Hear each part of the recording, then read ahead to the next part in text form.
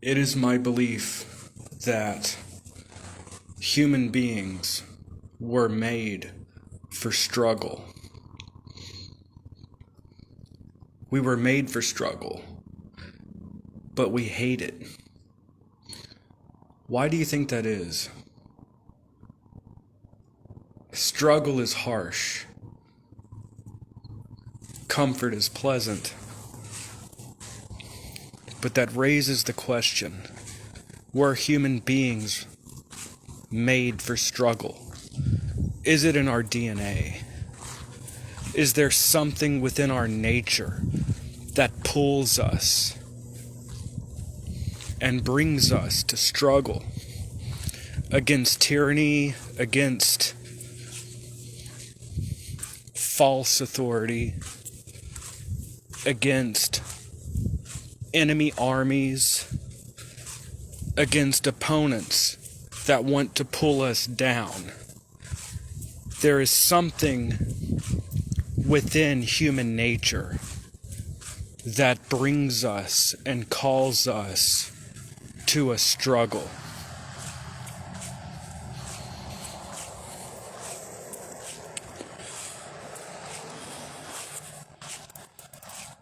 Man was not made to lie on a beach, to lie on a bed of pillows in comfort and luxury. All of the utopian ideals of a peaceful society, a society of world peace. All we need is world peace. Once we have world peace, once we have universal suffrage, once we have the feeding of, the ending of poverty, the ending of a class struggle, the ending of distinctions of any kind. Once we live in this perfect utopia, the struggle will end. It will indeed be a new Jerusalem on this planet, not brought about by God, but by human innovation, by technology, by human beings pushing down half of our nature so that we could only show forth one part of our nature to pretend to be something that we are not. If we can just push down that ugly aspect of ourselves that struggles and fights and wants to contend with those that oppose us, if we can just make a man soft and compliant, if we're all compliant together, then surely there will be a utopia, a utopian society of peace and comfort.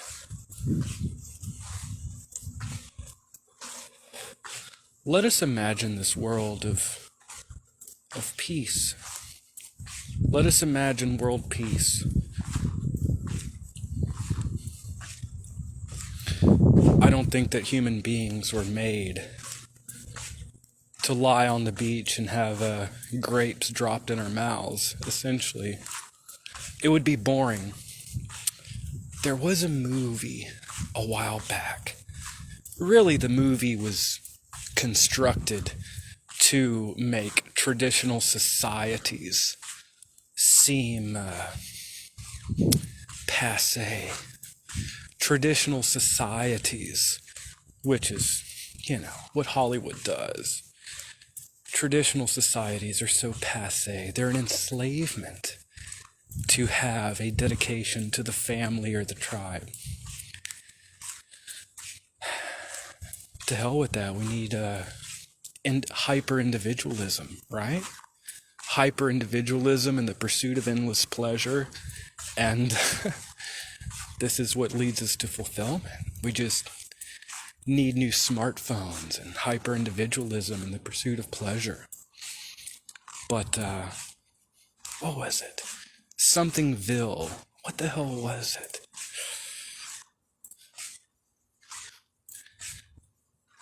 But the movie talked about, there's a little red pill in there. It talked about an ideal perfect society and how hellish it actually was.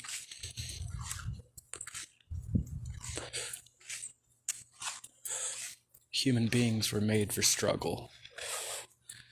Our ancestors hunted for food, struggled through the cold, searched and fought for a mate to have offspring, children dying.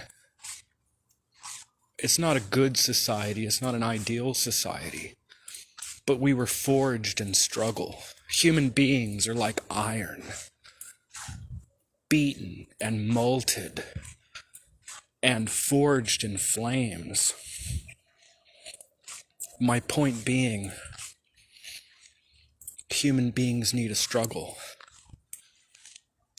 What do we have in a modern society that equates to struggle? Where is the new mountain peak to hike? What is the new struggle? There are no enemies waiting at the gates with axes of bronze or swords or flaming arrows. Where do we find this in a modern society? Where do we find our struggle, our strife? Our ancestors had this. For those that are Americans, our ancestors had the American Revolution. They fought to forge a nation against the British. Our ancestors had wars with opposing tribes and nations. What do we have in a modern society of smartphones, competitions over the next pay raise, perhaps, or maybe you want that new gig at your job, you know? Most people don't even have the will to fight and struggle for that. What's the point? I make enough to live on. Why should I struggle? I'll just go back to my porn and, whatever.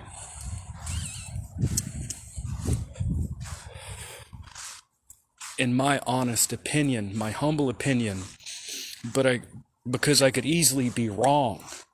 The whole point of this whole talk, and I could be wrong, is that human beings were forged in struggle, and this is what we live for.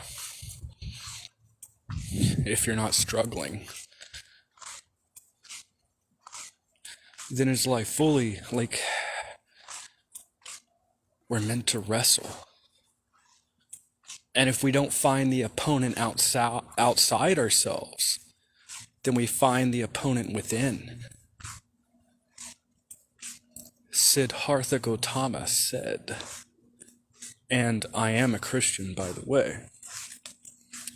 Siddhartha Gautama, the Buddha, said, even though I am a Christian, I've spent a great deal of time studying Buddhism and Hinduism, and I'm sure that many of the left-hand pathers and New Agers on my page would question why I would return to dogma after I had already discarded it like a used garment.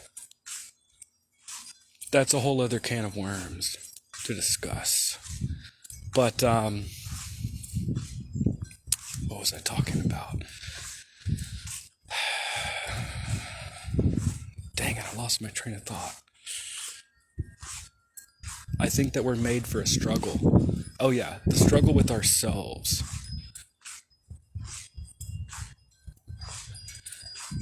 It's funny that many neo-pagans, for example, focus on mythologies across the world, Celtic, Greek, Egyptian, yet they fail to look at the mythology that, for the last 1,000 years at least, has been the mythology of, much of the known world. Jacob wrestled with the angel all night, finally being renamed Israel, one who struggles with God. This became the father of the 12 tribes. Man is made to struggle. Do you really feel complete just eating Mexican food and Chinese, Vietnamese, eat a little Greek food, go home, watch Netflix, play some video games, have sex with your partner, go to sleep, go to work? Like, is that really meaningful? You know? Even if you're sitting around like meditating in the evening, meditation, whatever you do, there's still an element within ourselves that I think, for many of us, feels incomplete. We are forged in struggle. So, this is why I personally believe that utopia is not utopian. World peace is not peaceful. The perfect society is imperfect, and we will always contend with ourselves. Is evolution truly this Aquarian New Age concept of rising above lower vibrations, as they say? Or is it to incorporate all frequencies? Completeness and wholeness seems to be, in a sense, more complete and whole than just simply vibrating at a higher frequency. What if one is meant to be like the cosmos itself, incorporating the high and the low, as above, so below? The tree, as you see, maybe you can, it's kind of dark. Its roots draw deep into the ground, and yet its branches rise up. It rises. The birds nest in the branches, and the worms dwell below. If one has the opinion that truth is found in nature, we have nature's book, as the Hermetic philosophers have once said. If nature truly is the book of man, and man the book of the cosmos, then we should see a reflection. As within, so without. As without, so within. Nature is organic. Nature itself incorporates all aspects. If this is so, would you say that the cosmos is incomplete? Would you say that nature and the universe is incomplete compared to the utopian man? I'm not so sure. I'm not so sure that the utopian concept of an ideal, I'm not sure that this transcends the cosmos. The cosmos is whole. A tree is whole. The earth has both its core, its deeper levels within itself, some of them flaming hot,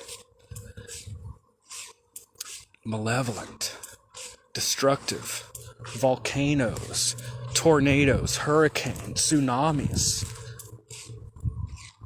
and then the beautiful sunshine on the beach and the cool breeze. All of these things are found in nature.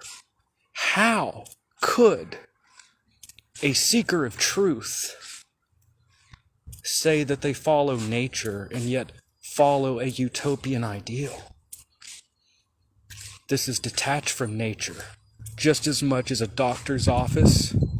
A doctor's office, no music, no humanity, just the coldness of reason, rationality, and progress.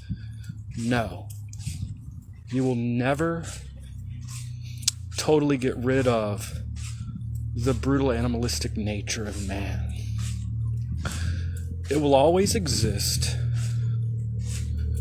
and I believe that human beings, you find our best aspects in conflict and battle.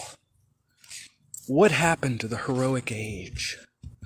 The heroic age. I don't think that we should ever forget the great classics of Homer, or of any ancient great civilization, whether it be the Egyptians or the Persians or the Greeks or the Romans or the ancient Norse, or whatever the case may be. We are not above our ancestors. Everything that has happened will indeed happen again, because I believe that time, nature, the course of events is indeed, in a sense, cyclical. We see it everywhere, the rising and setting of the sun, the passage of the seasons, the ebbs and,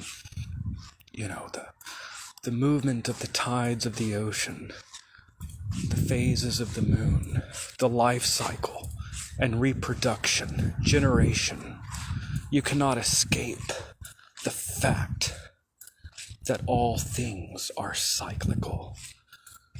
There is nothing new under the sun. My point is, we have to struggle and fight. It won't end.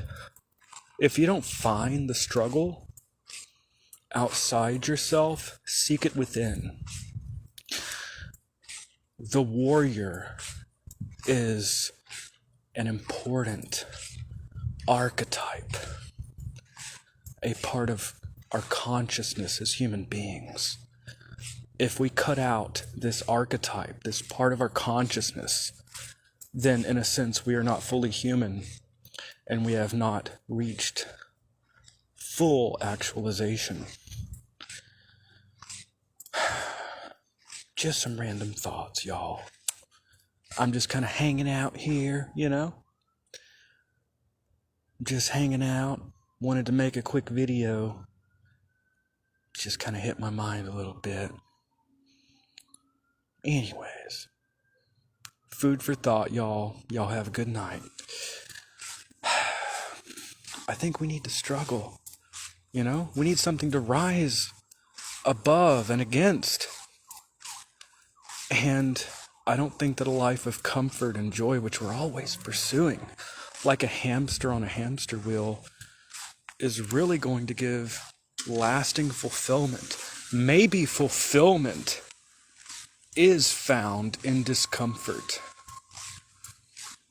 Maybe truth, maybe the pursuit of happiness is actually, in a sense, a pursuit of the stoic way of doing things. Anyways, that's it for tonight, y'all. Just random thoughts.